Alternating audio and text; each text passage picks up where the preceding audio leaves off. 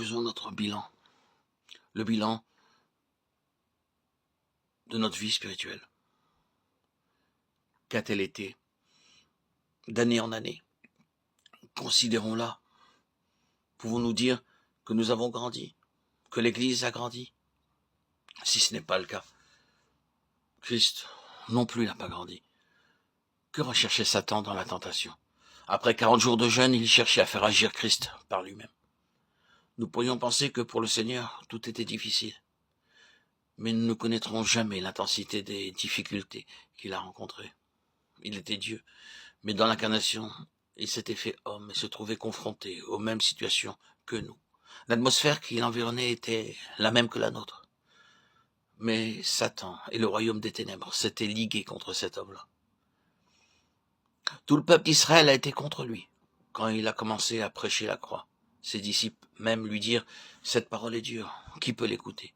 Plusieurs se retirèrent et n'allaient plus avec lui. Satan cherchait donc à le faire agir, c'est-à-dire à utiliser son âme. Pour cela, il dit au Seigneur, si tu es fils de Dieu, autrement dit, je veux bien le croire, mais il serait bon que tu donnes une preuve de cela.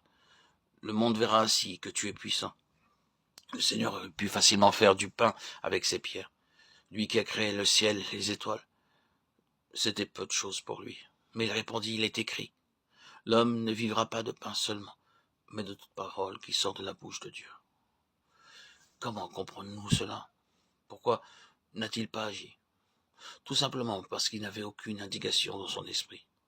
Nous faisons des erreurs parce que nous ne savons pas distinguer notre esprit de notre âme. Bien que nous ayons prié, nous sommes dans l'incertitude. Plus nous prions, moins nous comprenons. Il faut être passé par là pour le réaliser. On ne sait pas pourquoi on ne parvient pas à des certitudes. La raison en est pourtant simple. L'ordre divin n'est pas rétabli. L'évangile de Jean est céleste. Il nous montre réellement l'homme céleste. C'est l'évangile de notre éducation spirituelle.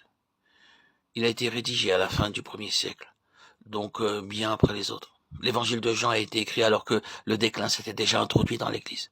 Il a donc été pour mettre sous nos yeux le modèle céleste et montrer comment le Fils de Dieu a marché, conduit par l'Esprit. C'est de cette façon dont nous devons marcher. Cette marche dans l'Esprit est progressive, mais elle implique continuellement l'œuvre de la croix. Nous ne pouvons nous en dispenser. Le principe de la croix a régi la vie du Seigneur. Non pas ce que je veux, mais ce que tu veux. L'âme du Seigneur était réellement assujettie à l'Esprit.